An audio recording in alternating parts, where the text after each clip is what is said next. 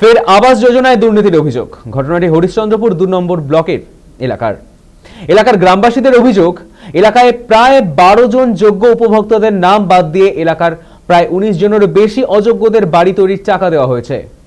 এই নিয়ে একটি লিখিত অভিযোগ দায়ের করা হয়েছে। তার পাশাপাশি গ্রামবাসীরা এই বিষয়ে ভালুকা সদর এলাকায় প্রশাসন দপ্তরে বিক্ষোভ দেখান। উপভোক্তাদের অভিযোগ, গত বছর সমীক্ষা করার সময় তাদের বাড়ি বাড়ি গিয়ে ব্লক প্রশাসনের আধিকারিকেরা ঘুরে গিয়েছিলেন এবং তাদের নামও নথিভুক্ত হয়েছিল। কিন্তু এই আবাসের তালিকা প্রকাশের পর দেখা যায় এলাকার অর্থশীল, চাকরিজীবী থেকে ব্যবসায়ী এবং শাসক দল ঘনিষ্ঠদের নাম তালিকায় এসেছে এবং এরা টাকা পেয়েও গিয়েছে। বাদ পড়ে গিয়েছে এলাকার দরিদ্র সম্প্রদায়ের মানুষ, যাদের বাড়ি প্রকৃতই কাঁচা এবং জরাজীর্ণ অবস্থায় রয়েছে। পাশাপাশি আরো অভিযোগ, বাদ পড়া তালিকায় এলাকারই এক অন্ধ ভিখারি রয়েছে। ঘটনাটিকে ঘিরে শুরু হয়েছে রাজনৈতিক তরজা।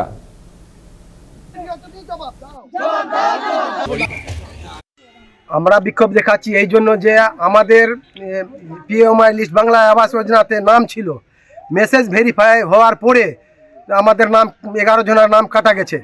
ঠিক আছে, কাটা গেছে, আর আমরা দেখছি যে আমাদের নাম নাই। সেই জায়গায় আরও ভালুকাতে অনেক চাকরিজীবী যারা চাকরি করছে, সিভিক আছে, যারা যার ওষুধের দোকান আছে, এমনকি যার চাকা আছে, যে পিএইচিতে কেউ চাকরি করে, ওদের নাম আছে।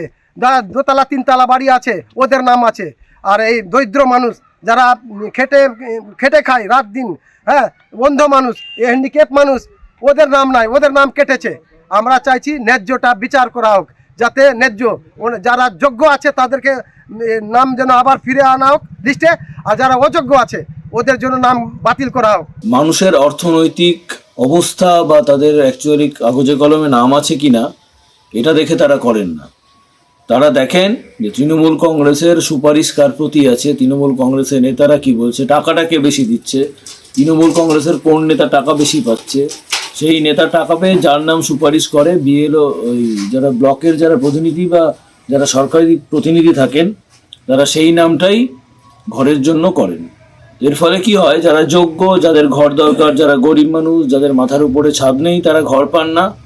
আর যারা 3তলা পাকা বাড়ি বা বড় বড় বাড়ি, যাদের বাড়িতে গাড়ি আছে, তারাই টাকাটা পান।